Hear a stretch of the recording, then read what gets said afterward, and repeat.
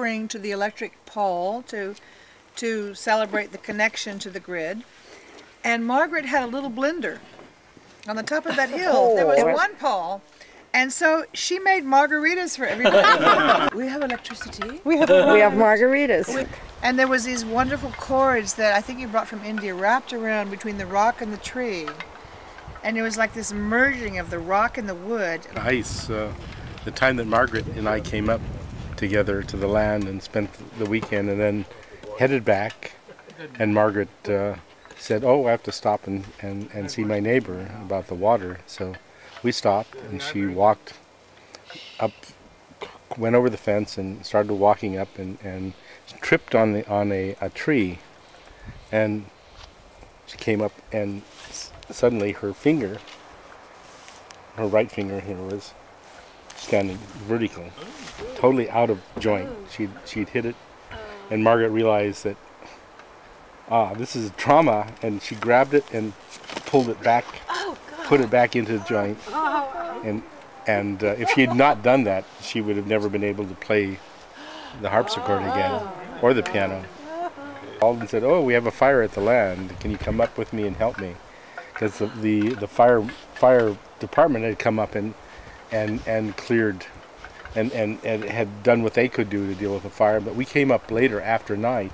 In the night, it was just as we got, it was dark, and we went down into the grove, and we could see various places fire burning, just this like charcoal, glowing charcoal down in the roots of the trees, and the fire was intense. So we got hoses and connected the hoses as long as we could to get down close to it, and then got buckets from that hose and went around, and as it got dark we could see where the roots were burning. Purified it and glorified it. When you go down there, you feel like you have been a yagna, which is in India a term that means a fire for purification. A yagna cleared out all the unnecessary energy. When I first started coming up here, it was like a love affair.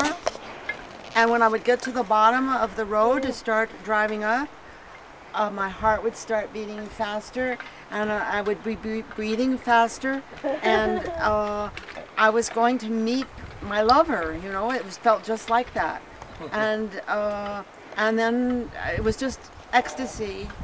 But like any love affair, it changes through time. So pretty soon I have to get farther up the mountain before I get that rush.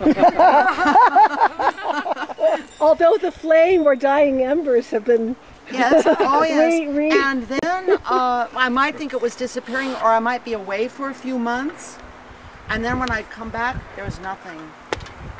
It's like you left your pet cat and you come home and it won't even look at you, you know. And so I felt that the land suddenly withdrew from me. And then I realized that it was a reciprocating relationship, that my love for the land had the same love for me, and she's coming.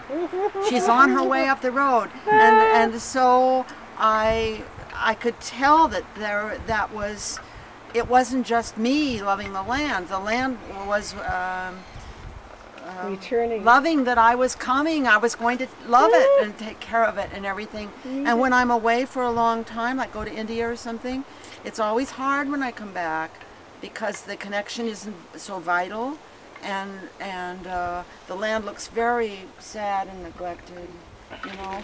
And I have to like invest some energy. Yeah. It's a relationship. Oh yeah, yeah. I recognize this. Yeah, it's alive, and it knows me.